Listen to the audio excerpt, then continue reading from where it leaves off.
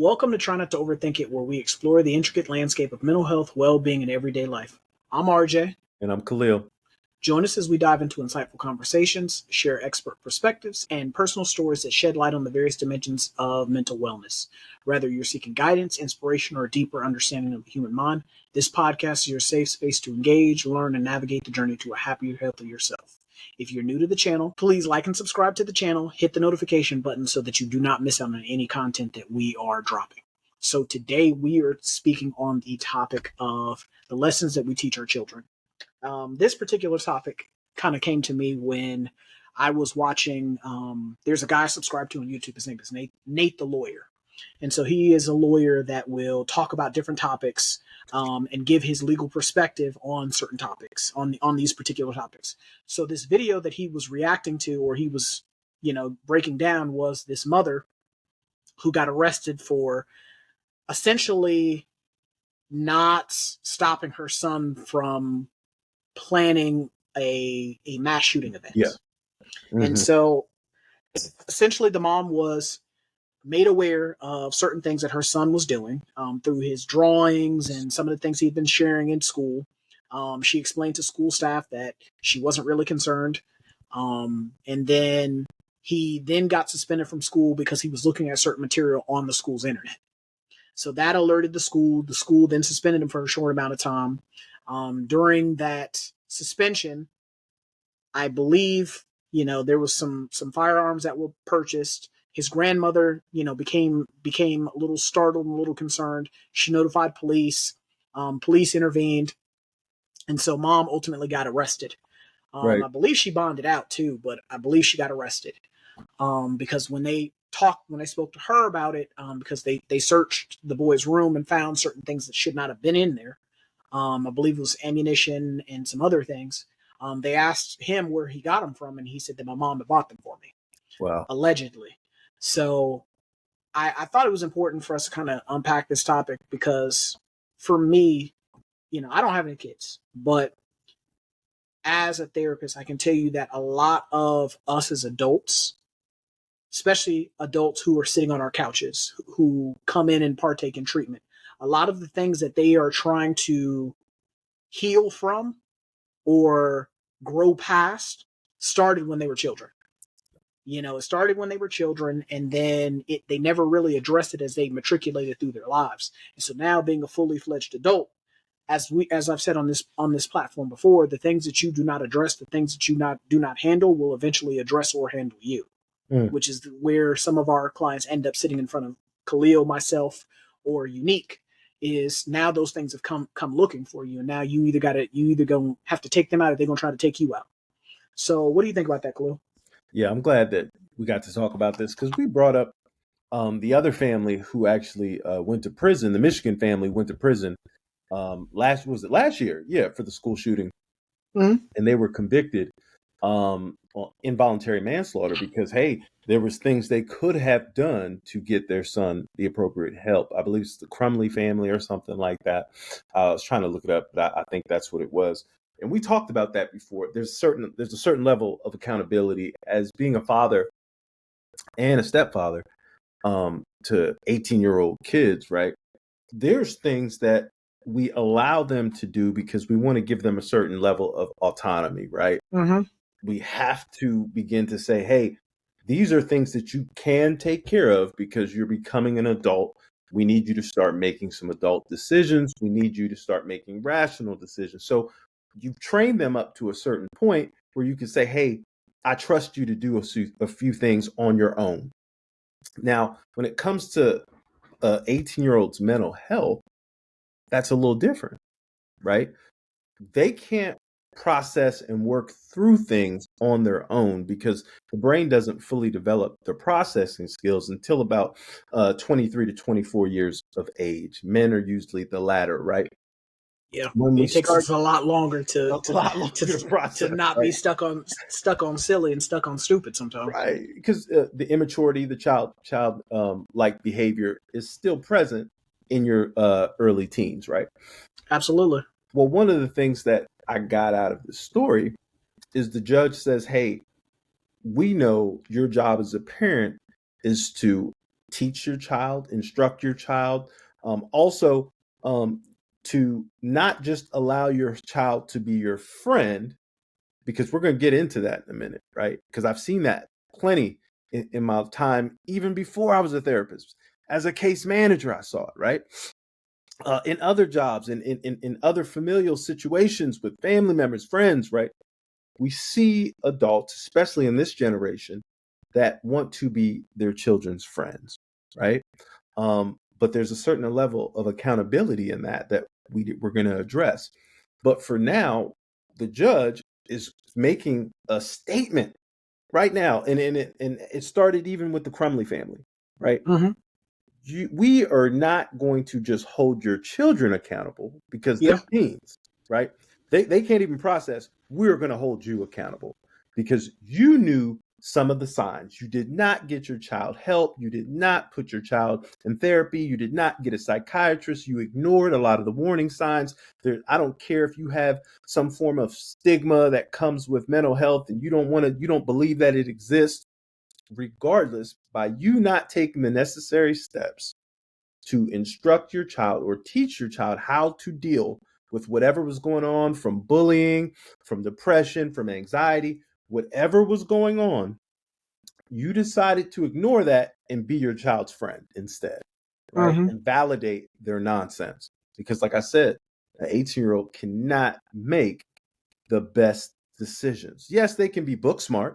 I know a lot of 18-year-olds that are book smart, right? They can read and repeat and play back and repeat, right? That's fine with me, right? There's some 18-year-olds who could finish their doctoral program.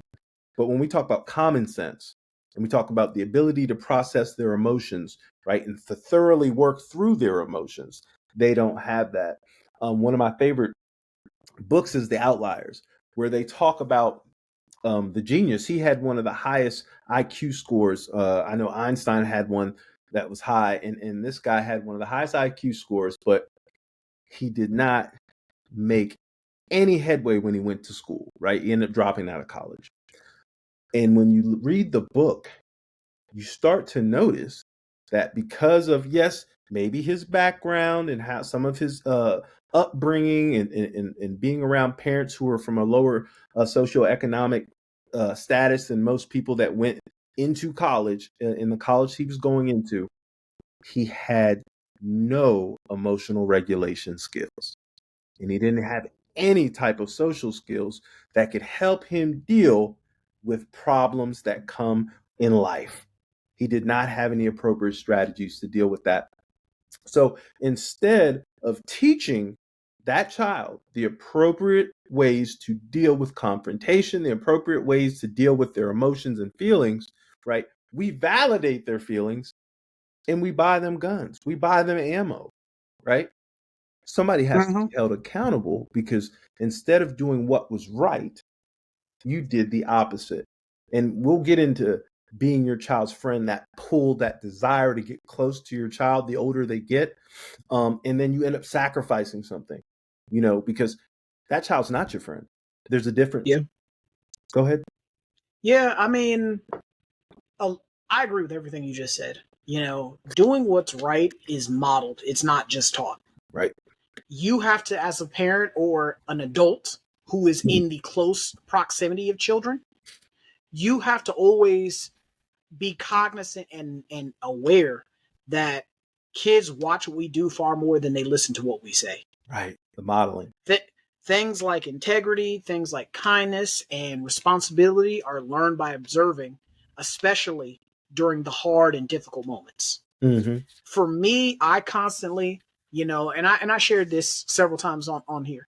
A lot of the things that I do now as an adult, I do because I saw my parents do them. Right.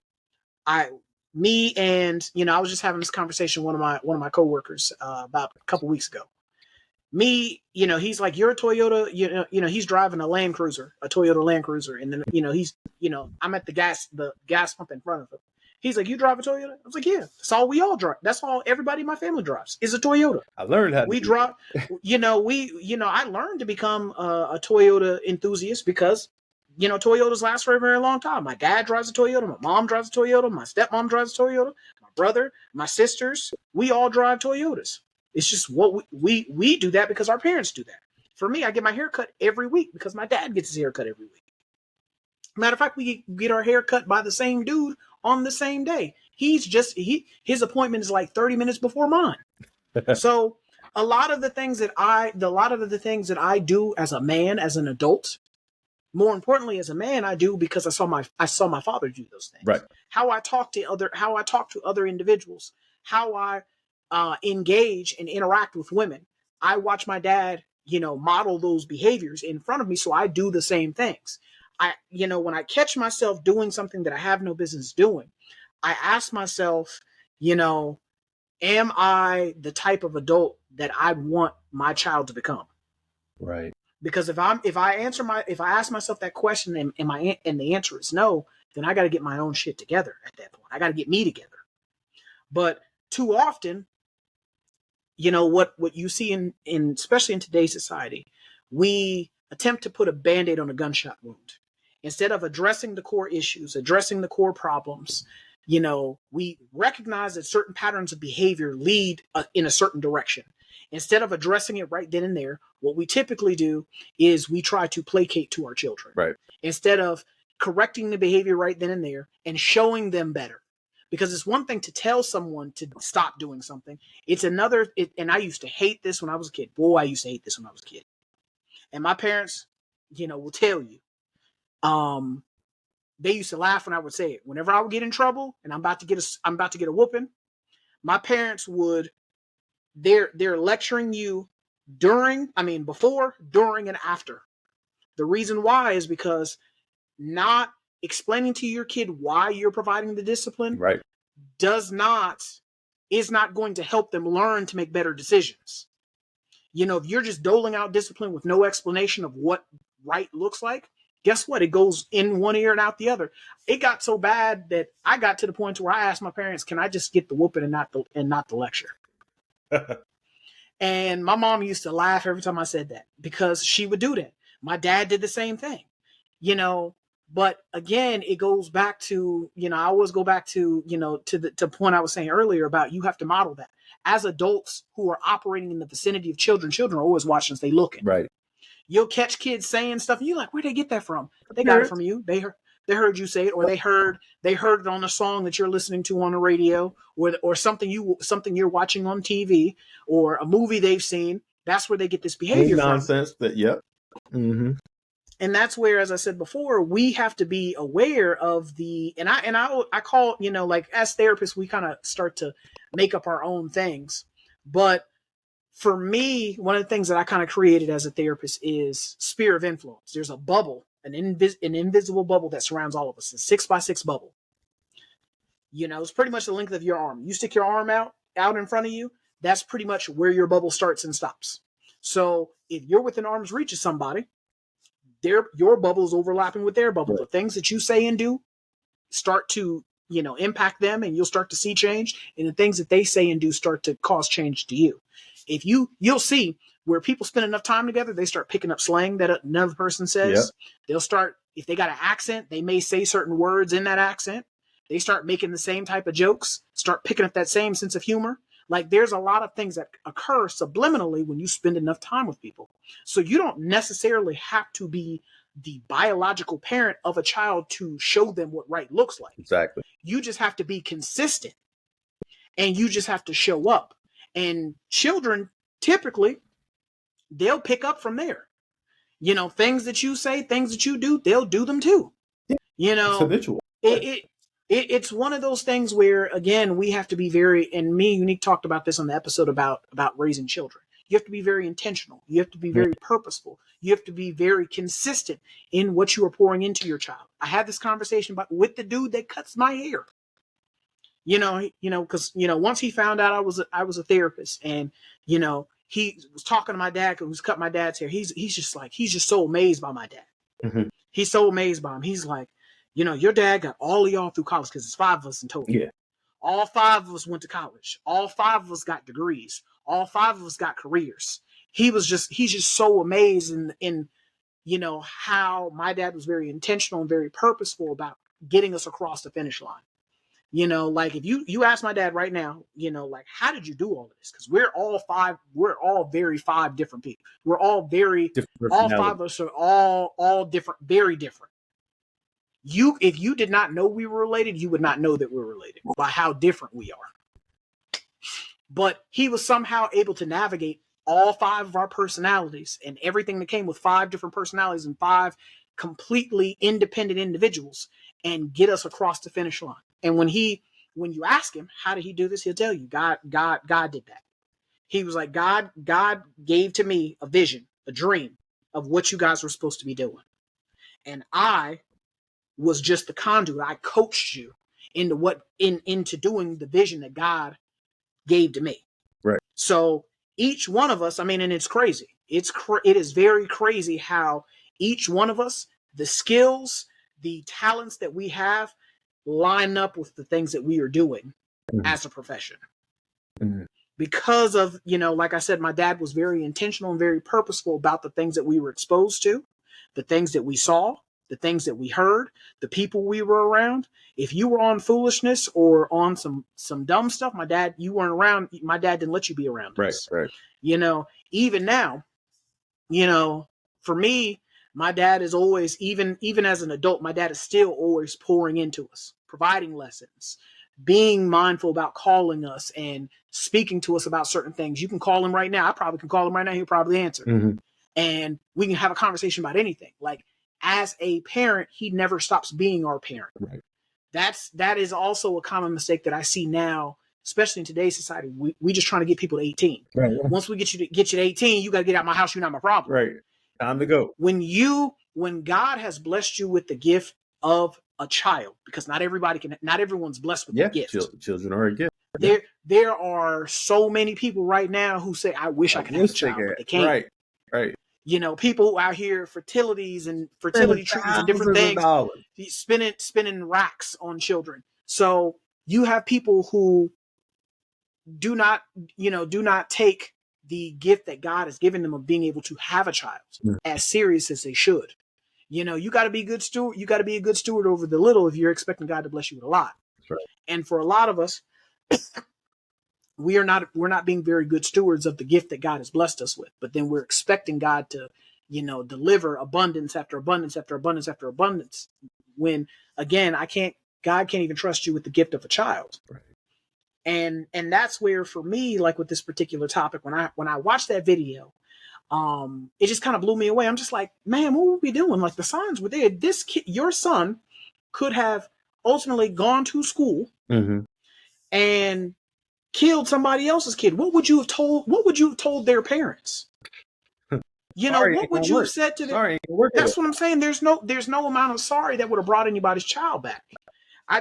To me, there were so many signs, but the thing is, you could definitely tell from listening to the story, she was just mentally and emotionally checked out. You can tell by looking at her, she's not an older mom. Right. She's probably started having kids fairly young, because I think she's either like mid 20s, early 30s, and the child was 13. So you do the math. It takes 9 months to make a baby. Right. So she started 13, fairly young. 15, having babies. You know, so at the end of the day, like, you know, but you could tell just from listening to the story and how disengaged she was, you know, she was just emotionally and mentally checked out, not realizing that everyday moments are teaching moments. Right. And not to say people can't be drained or stressed, right? Because families are complex. Right. And families are static. They're forever changing. People are getting older. All right. People are moving out. Families are always moving, changing, and they're always constantly in transition. Children are born, children leave. All right. There's so many things going on. And being that young, having a child. All right. And obviously, we know the grandmother was involved, probably because she did have that child at so young. And the grandmother had to kind of, hey, let me call the police, because I don't know what my child is doing with my grandchild. Absolutely. Because she knew somebody didn't have sense, obviously. That's why grandma had to step in. So one of the things we get out of this, because we do get stressed out, right? There's times I used to make fun of my mom. I'll never forget this. Being a child of a single parent, you learn certain things. So by 8:30, my mother would get tired. She got to get up 5 o'clock in the morning, get ready to be at work by 6:30, right? So I'm hip. You know what I'm saying? And I couldn't even have been more than 10 or 12. I started catching on to this. There's a pattern of behavior here. Children are still smart enough, right? They might not be the sharpest tools in the shed, but most people can catch on to patterns. The brain recognizes patterns. That's because our brain recognizes patterns. My mom would get tired by 8:30.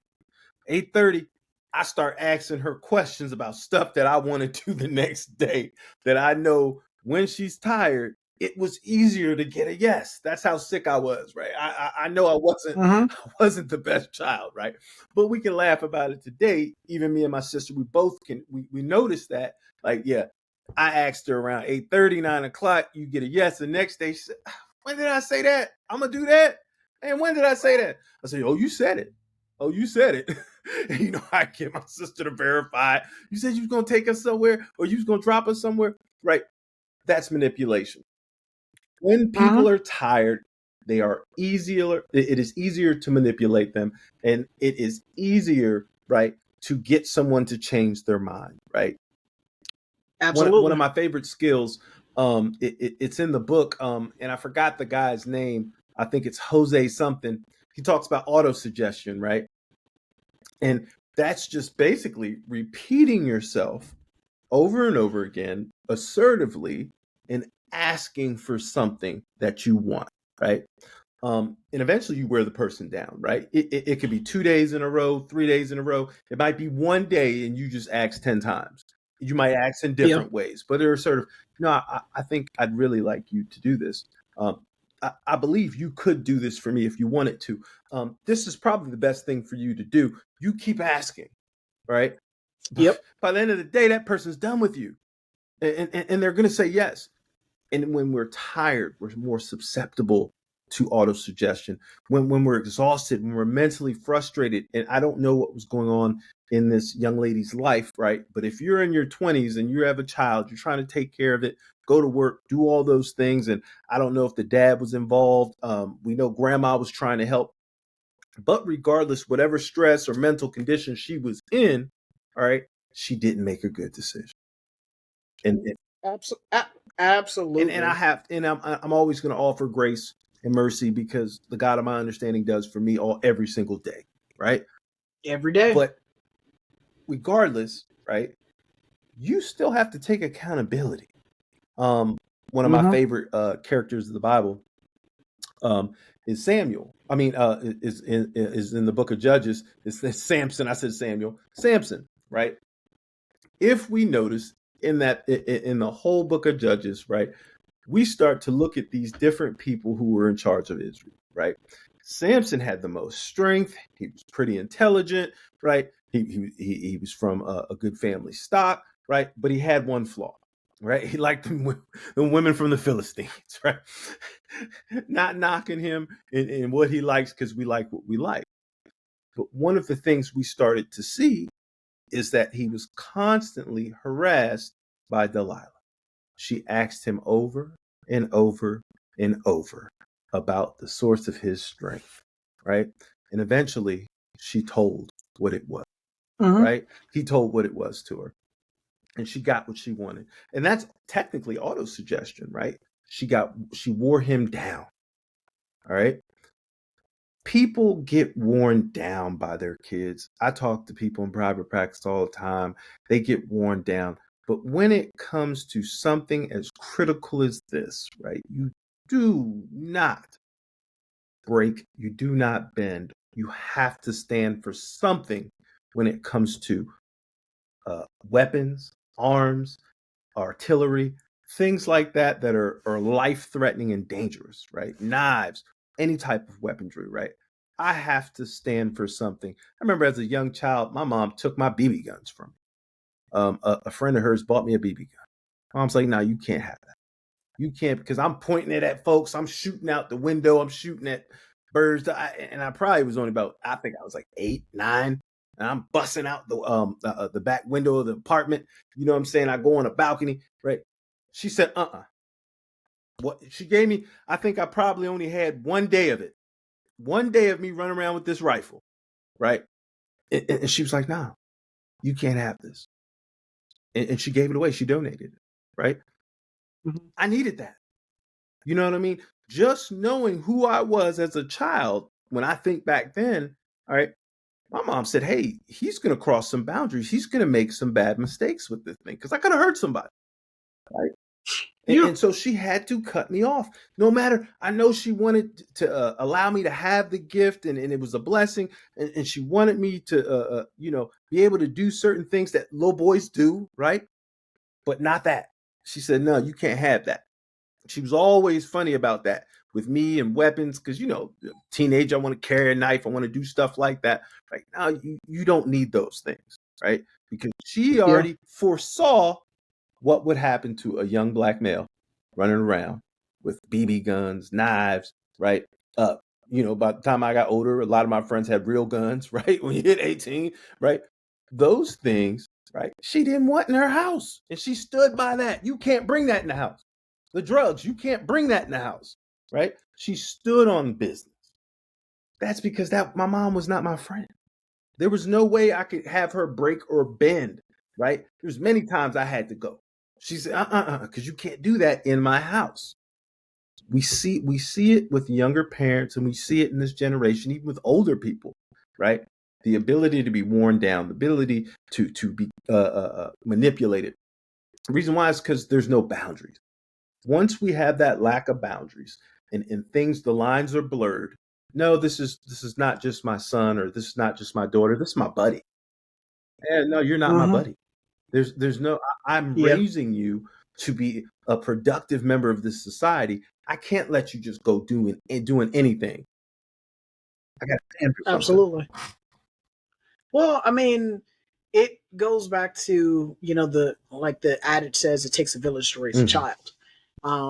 Every person that is coming in contact with that child has to receive the same level of intentionality, the same level of commitment, the same level of, of consistency. And then also they have to be hearing the same message. Everyone's got to be singing the same song. Everyone has to be fully invested in being on the same page and seeing this child be the best version of themselves.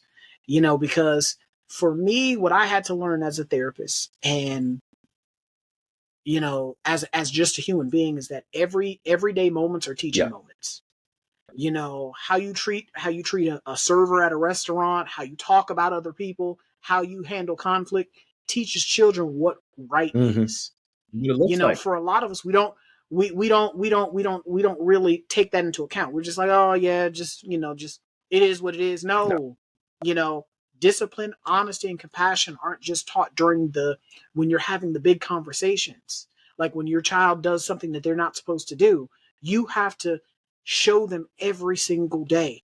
You have to be consistent about what you're saying every single time you're having the conversation with them, because consistency between values and your actions builds credibility and it builds stability. When your child can see you and hear you say the same thing every single time, guess what they're going to do? That gives them a reference point.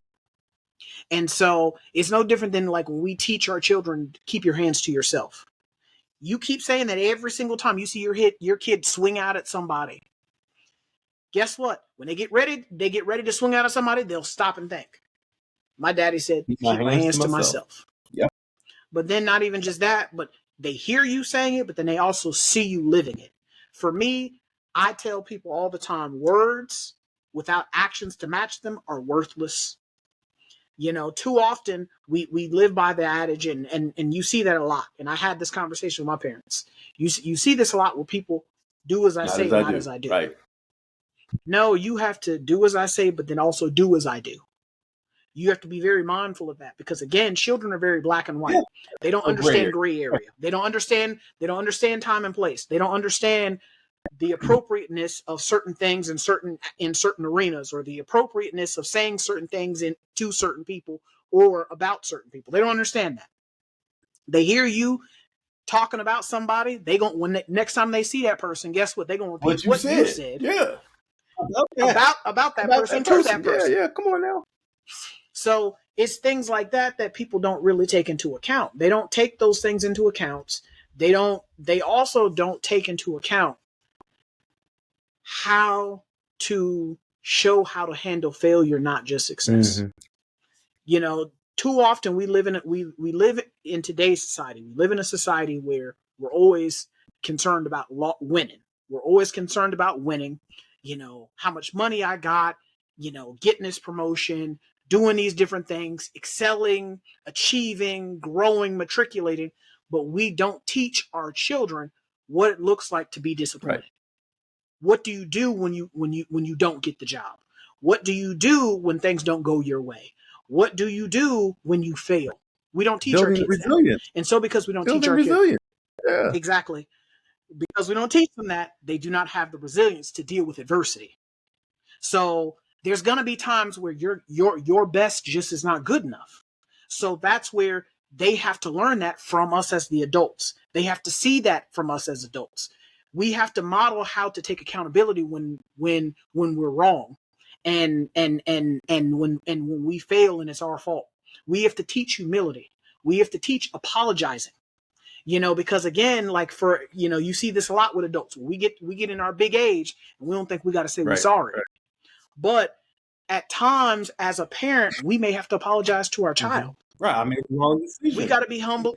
We got to be humble enough to apologize you have to be humble enough to apologize to your child, you know, or apologizing in front of your child, because it sets an example of emotional maturity and self-awareness. Like as Khalil alluded to, as a child, you're a child. Your frontal lobe was not fully developed yet. So by seeing, you know, their mom, their dad, their uncle, their aunt be willing and grown up enough to say, hey, I was wrong. I messed up. I'm sorry. Not my bad, you know, or, you know, not blaming someone else, but owning that. Being willing to stand on business every minute of every single day. Guess what? They're more likely to do the same thing. They're more likely to be self-aware and to be humble because they've seen somebody else do it, you know. But then also to take it a step further, you know, right does not always mean perfect. It means owning your mistakes and being willing to grow from them. That's the most important thing, you know, because if, you know, as Khalil alluded to in one of his mindfulness minutes, if nothing changes, nothing changes. So we all fall down, but at some point in time, we got to kind of learn from falling down, because if we don't, we're choosing a certain lifestyle at that point. Like, we all come up short. We're not infallible. We make mistakes. We all screw up at times, but part of growing and maturing in life is being willing to mature emotionally and mentally to learn from our past mistakes so that they don't start becoming choices. They don't start becoming a lifestyle at that point, because there's only so many times that something is a mistake before, you know, we got to start standing on business and be like, I got to own this. I got to wear this. I got to, you know, accept that this is something I chose to do. And that's where I think that for a lot of us as adults, we forget that part. We forget that, hey, you know, somebody's watching me. Somebody might hear me. And so not just doing it from the standpoint of just because someone's watching you, you should be doing the right thing because it's the right thing to do, not just because someone's watching you. And a lot of us lose sight of that. And we don't know what right looks like because we didn't see what right looked like. We didn't have because most of us, you didn't have a parent that showed you what right looked like. If you didn't have parents who, like you said, encourage you to go to school, encourage you to be successful, encourage you to choose avenue of whatever career you wanted to go into, right? And gave you that choice. Hey, look at these different options, right? If you never had that, if you didn't know that you could have those options, you could do different things, right? You might just follow along the path of everybody else that you've seen, right? And that we see that all the time in that repetitive cycle. Like, all right, well, my mama did this or my daddy did this. He was in and out of jails and institution. You see people repeat the cycle. It's very easy to do that because you don't see any other options. Yeah. I mean, the thing is, people have to understand that right is not always easy or popular. And so a lot of times, like, we have to, because you see that for a lot of kids, like, they get in school, they want to be popular. I want to be popular. I want everybody to like me. I want everybody to be my friend. Everyone's not going to be your friend. Everyone's not going to like you all the time. And because not everyone's going to like you and not everyone's going to be your friend, you have to be very aware that, teaching teaching that doing the right thing sometimes means that you have to go against the crowd. Right. You know, you have to, sometimes you got to stand alone. Sometimes you got to show courage and not just compliance. Right. The unpopular. You know, but you may be unpopular, and that's okay, because what's for you is for you, and what's not for you is not for you. But another thing is helping children value principles over peer pressure. I got to know that, hey, just because I see somebody else doing something don't mean I got to do it. Just because I because like, and I was just having this conversation with my sister not too long ago about shows like Right. Teen Mom. So rather than having honest conversations about what responsibilities come with being a teenage mom, we glamorize these young ladies and these young men who are out here doing very adult things, and they weren't adults. They're prepared. So now, exactly, they're not mentally and emotionally prepared for what comes along with now being, you're thrust into, you're now a small person's parent. Instead of you being a child and you focusing on things that a child should be doing, you're out here doing very adult things at the age of 14, 15, 16. And so a lot of that stems from, one, not having proper guidance, but then two, also, we are more likely to do the things that we see. We're more likely to do the things that we're exposed to. We're more likely to do the things that we see as normal. So a lot of us as children, we were doing some things that we shouldn't be doing because our friends were doing peer pressure. Our friends were doing them, and they're like, "Come on, man, doing a little weed ain't gonna hurt you. Drinking and you're not 21 ain't gonna hurt you. Drinking and driving ain't gonna really hurt you. Having sex and not really understanding what sex is and what can come from having sex. It's not that big of a deal. It'll be all right." No, it's a big deal. And the thing is, as I said before, by you pouring those principles and building those principles and establishing those principles in your children, they're more likely to hold on to those principles than to cave into peer pressure. Those are things that, for me, as I said before, we have to be very intentional and very mindful about what our kids are being exposed to, what they're seeing, and then also being patient. Understanding that, even as adults, we all make mistakes. We all screw up at some point in time. We all trip and fall in the dirt. But as parents, as Khalil alluded to earlier, you get tired, you get worn down, you get beat up because they got more energy than you do. We old. And so them being 8, 9, 10, guess what? They got energy to run for days. But as children, because again, a lot of children, they're thinking not as quickly as they're doing.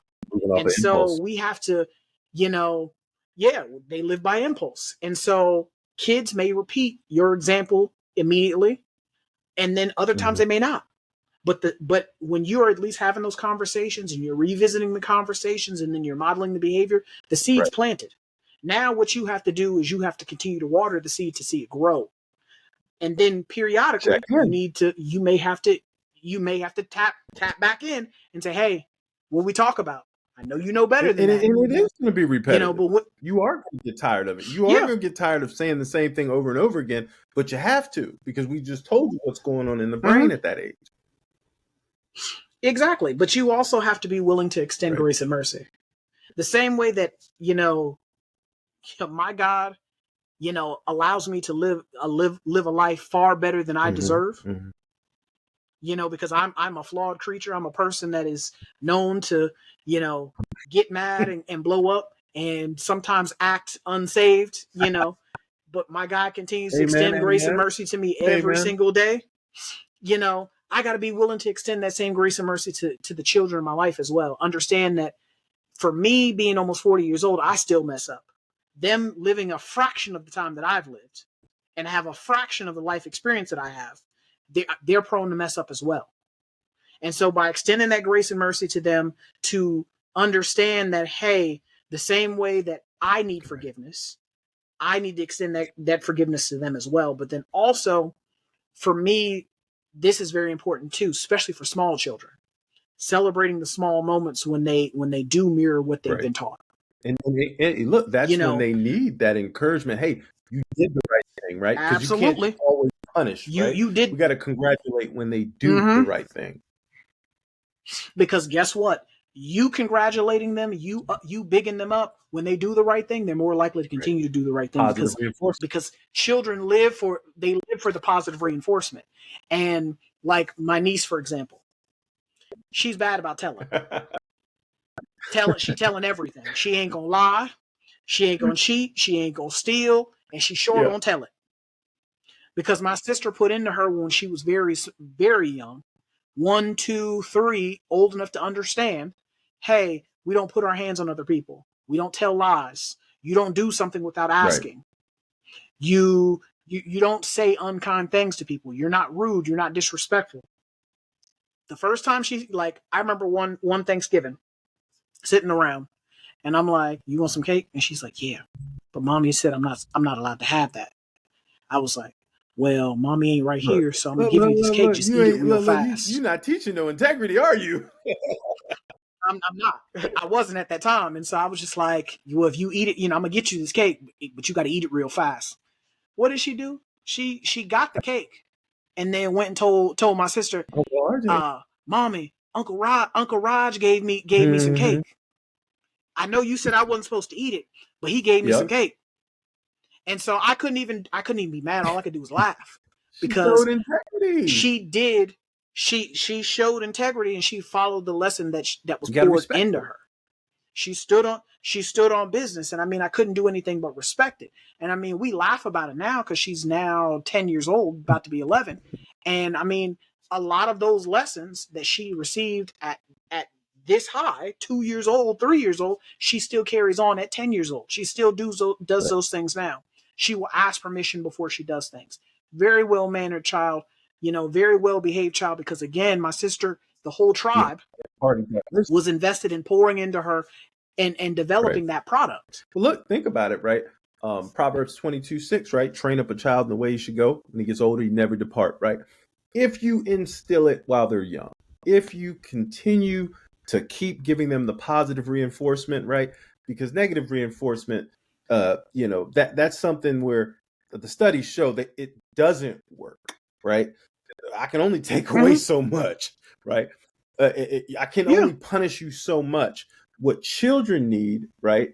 And studies show that they thrive with consistency, right? In rules, right? If you don't give them any rules, if there's no boundaries, right? If they're left to their own devices, right? It's going to be very hard to train them in righteousness. It's almost impossible. If I say, hey, you can go out and do whatever you want to do today. I'm not worried about it. Come, just make sure you in before the lights go out, and you just send them out there. Yeah, if they're well-mannered, they might do the right thing. But eventually, right, they're still left to lean on their own understanding, right? Which we already said might not be the best thing for somebody who's 18, 19 years old. Eventually, they're going to make a decision, right? And they're going to have some consequences because it probably wasn't the best decision in the moment, right? Regardless, if you do instill them with the right amount of rules, the right amount of governing, right? Kids like consistency, right? Especially positive consistency, right? Where I'm showing you the right thing, they are going to make better choices. Yes, of course, they're going to make some choices that might not be the best in the moment, right? Because they're still teenagers. But it's not going to be as impactful as the person who had no boundaries, no rules, was able to do whatever they want because they say, hey, I don't know any consequences. I've never had any, right? And I ain't talking about high school consequences where you go to the principal's office. I'm talking about real life consequences where you're having a baby at 15, 16, which I got to see that when I was younger, right? Little girls who could stay out, little girls who can invite, I'm 14, 15, they can invite guys in the house and stuff like that. Well, them babies was popping out soon, right? A lot faster than most females that were in our grade, right? Because there was no boundaries. There was no discipline. There was no rules. There was no order. It's like the Lord of the Flies. Folks don't, if you had to read that as a kid, you know what I'm talking about. There was no rules. And when people live like that, usually there's some consequences to that. That means there was a lack of discipline, a lack of consistency in the household. And I've seen some kids make it out of a household like that. And some of them, just depending on their maturity level, right, had to make some decisions on their own because their parents were not responsible. but they had to learn the Yeah. hard way still. I mean, Like, hey, you know what? I didn't have no food for this week because my dad ain't go to work. You get what I'm saying? They had to go bum food off of another family member or a neighbor. They had to survive at an early age, right? And they learned from that, which you don't want your child to have to learn from, right? They some of them kids that I knew that came up like that, they learned from that, right? But they still had to suffer yeah. along the way. There was a lot of consequences, bumps, bruises, right? But when you have a responsible parent, a parent that's going to train you, instill discipline, just like your Yep. sister's doing for your daughter, I mean for your niece, those are things that are going to pay dividends in the long run. And we always are looking for a payback with our kids, right? Well, now they're going to do something for me. Well, if Yeah. you train them the right way, You teach them the it right will way. come. They most definitely will. I mean, I'm glad you said that, because the thing about it though is, like, I feel like for a lot of us, we forget that we sometimes have to narrate our values in our actions. I think that, what you said speaks to that. I choose, like, in an example of that would be, I choose to do this because it's the right thing, even though it's hard. You have to sometimes explain why you're doing the things that you're doing, so for Right. children to understand it. Because as we alluded to, children don't necessarily always understand why we're doing the things that we're supposed to be doing. Like for me as a kid, I didn't understand why my parents would go to work every day to earn money to give it to somebody else. Oh, you ever hear paying bills? I'm I didn't paying bills. understand that. That's what I'm money. I'm paying bills. I didn't understand things like credit. I didn't understand things like, light bill, utilities, rent, cable. I didn't understand about paying bills. I'm like, why are you giving money to Right. this person? Because that's what you do as an adult. You pay bills unless you own your own stuff. But when you are narrating and you are explaining why you're doing the things you're doing, it helps connect the behavior to the meaning, Right. not just the rule. Another thing that is very important that I think that we sometimes overlook as adults is letting kids ask questions. The reason that we as adults will ask a question is to get a better Right. understanding of something, right? Because in therapy we will tell our clients that, why didn't you ask for clarification? If you were lost, if you were confused, if you didn't understand something, why didn't you get clarification? So if, as a therapist, if I'm telling adults they should be asking for clarification, I sure as hell should be telling a kid to ask questions as well. Now, there's a difference between asking to gain a better understanding versus asking to be disrespectful, Right. asking to cause a problem, or asking because you don't want to do something. Mhm.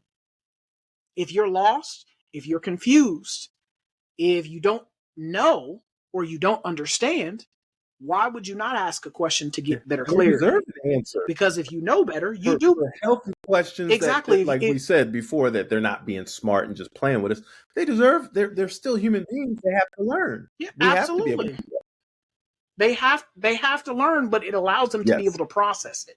It allows them to be able to connect the dots, to know that to get from point A, I have to connect to point B, which then connects me to point C, which connects me to D, all the way through. The only way that they're going to be able to put the dots together and to be able to figure out and understand why I'm doing the things I'm doing is to ask questions. Because when you know better, you do better. When you do better, guess what? You don't keep making the same choices and continue to find yourself in the same spot, living out the definition of insanity, doing the same thing over and over again and expecting a different outcome. That's never going to work out well for anybody. It never has and it never will. So it's one of those things that as adults, everything is a teachable moment. Every opportunity is a teachable moment. Every day is a teachable day. When you have time to spend with your kid and pour into them, and Unique talked about this on one of our episodes, right? She talked about how when you look at kids like a jar or some sort of container, every lesson that you pour into your kid is a glass bead that goes in there, right? Glass beads are spherical in shape. They're round. So they're once you fill up the container with a lesson, with a whole bunch of lessons, you then have to go back in and add sand in to fill in the spaces. Because again, spheres, there's spaces in between them. So there's going to be other lessons that connect this sphere to this sphere.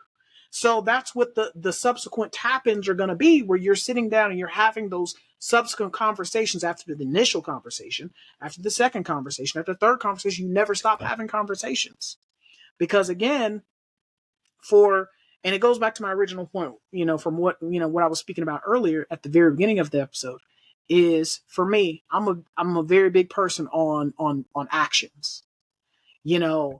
I I'm a person that, I try to espouse this to my clients or any person I can ever talk to, is you have to let your values be lived, not just preached. Too often what we want to do is we want to talk about things, but then we don't live them. Integrity, empathy, discipline, consistency, kindness, self-respect, whatever right means to you, you have to embody it. You got to live that, because again, what people are always going to go back to is, well, you're not doing it. You do that, and so, for most of us as adults, there were things that we remember our parents doing where they told you not to do, but then you turn around doing it too. I mean, so at that point, it now makes it real to me that, hey, I don't got to do what they say, because they're not living what they're saying.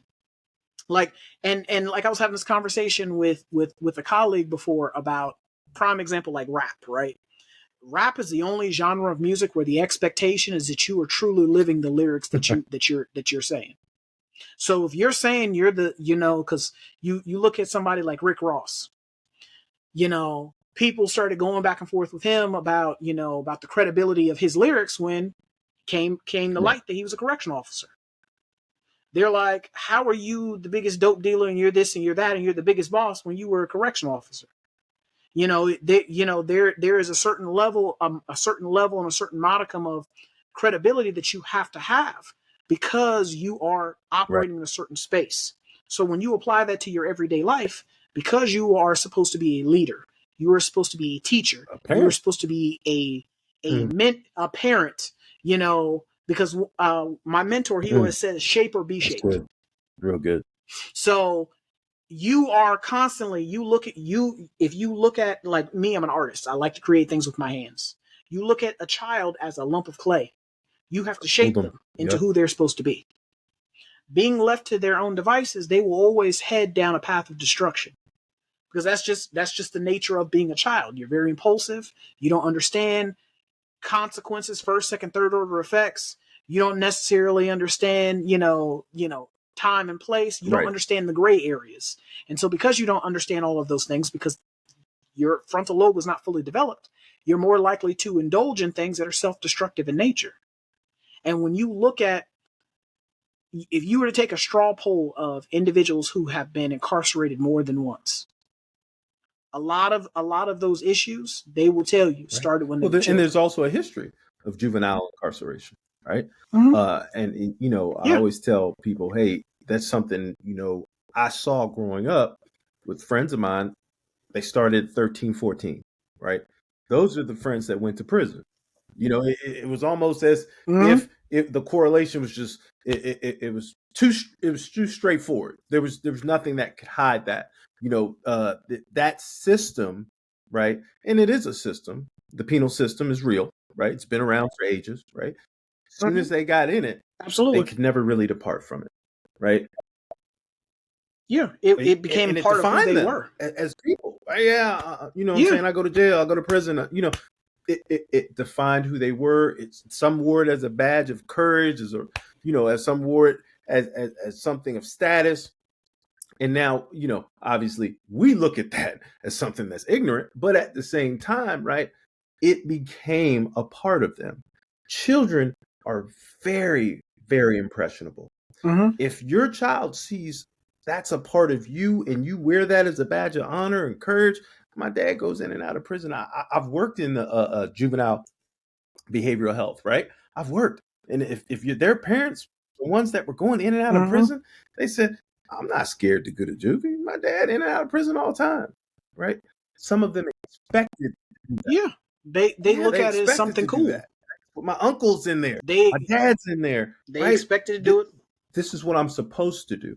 So when we talk about spending that time with the child and training them and molding them, right, it can go both ways. You can train them to do something negative, or you can train them to do something positive. So it is on you. Only the adult can help make that change. The kid can't do that. You have to be the one to do that. And that's where the accountability, everything that RJ talked about today, right, all breaks down to accountability. Are you going to be willing to do that? If you're not willing to do that, you need to rethink if you really want to raise a child. Yeah. Or, because the thing is, like you said, it goes back to the accountability piece. If you, as I said a little while ago, you look at, for a lot of people who've done some very bad things, started way over here. They didn't just wake up because today's Tuesday and decide to choose violence, decide to choose chaos and calamity and catastrophe. No, there were things that led up to that. And a lot of that started when what they were exposed to as children. Like, one of the guys I subscribe to on YouTube, his name is 1090 Jake. 1090 Jake, so he has his he's a dude that shares, like, initially his channel started off as him sharing prison stories from his time of different correctional facilities, being locked up as a juvenile, going to the different detention camps as a kid, teenager, and then he did some prison time. And then it's kind of, like, metamorphosized into just covering, just different topics in hip hop. So he was very honest about, hey, I started doing these certain things. These things led me here. That led me from there to over here, and then from over there to this place. And the next thing I was in prison. It didn't just start, yesterday. I just decided, because today's Tuesday, my alarm clock went off and I rolled out of bed and decided to choose the life of going to jail. Those were things that, again, there was a steady incline and it was noticeable.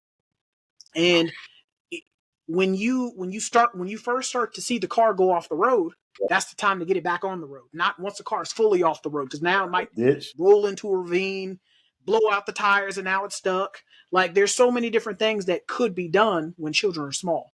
Because, again, as my dad likes to say, bad habits are like feet. They don't get any smaller, they just get bigger over time. And he's absolutely right. A lot of things that children see right now at 2, 3, 4, 5, 6, the formative years of their life, the developmental years of their life, carry over into their adulthood. So if you fail to shape your kid, the world will shape them.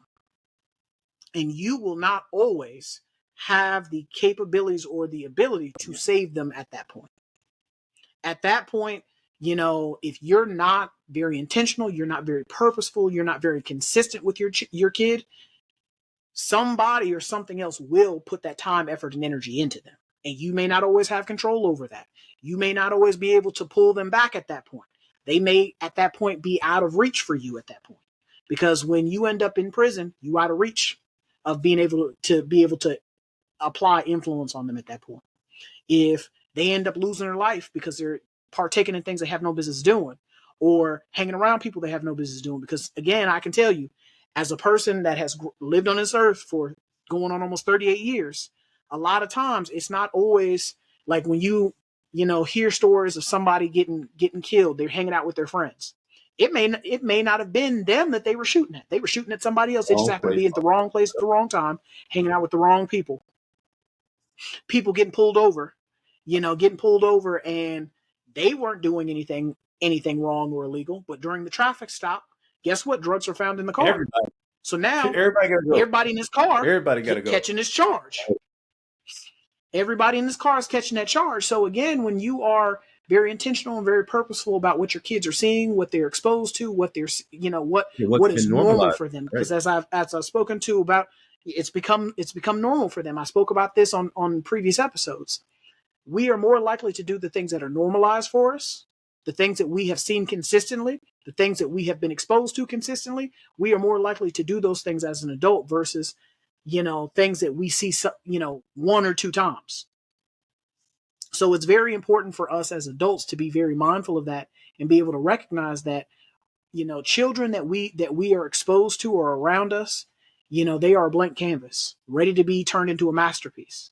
And so by looking at it from that lens, seeing it from that vantage point, we have the ability to impart change and impart growth, elevation, break generational curses. Because for a lot of us, like, that's a conversation, especially in our community, of generational curses. We have to be very honest about that, especially in the African American community. Khalil and I, as well as Unique, all African American. There are certain things that carry on in our communities because, again, it's what we've seen. It's what we've been exposed to. It's what we've experienced. It's what's normal for us. So we don't think, especially in our community, there are certain things that we don't think is abnormal or wrong, right? Because we've always lived this way. We've always done certain things this way, not realizing that, again, as I've alluded to on numerous episodes, the things that don't add and multiply in your life, subtract and divide out of them. It's just basic principle of math. You can solve any mathematical equation with addition, subtraction, multiplication, and division. Two of those increase, multiplication and addition increase, whereas subtraction and division take away. So if things are not adding and multiplying in your life, they're doing the exact opposite. They're subtracting and dividing out of them.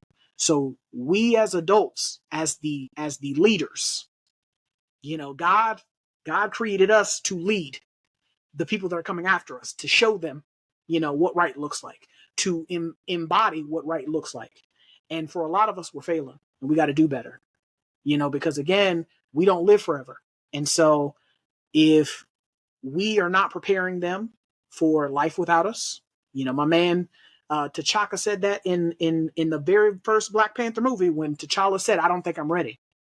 When he was visiting his father in the spirit realm after, just before he, became the ruler, his father explained to him, a parent that has failed to prepare their child for life without them has failed to prepare them. Because that's your legacy. You are ready. Yeah, that's your legacy. I prepared you. You've got to prepare your legacy. Children are part of your legacy.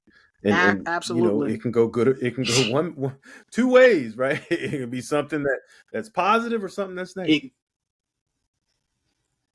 Absolutely. But we are going to end the conversation there. This is Try Not to Overthink It signing out. I'm RJ.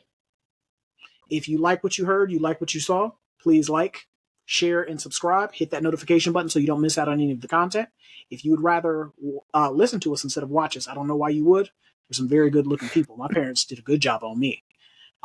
We can be found on Apple Podcasts, Google Podcasts, Spotify, Anchor, Audible, pretty much anywhere you can get your audio files. If you'd like to support us even more, we can be found on social media. The links will be down in the description. But this is us signing out. We will catch you guys next time. Peace.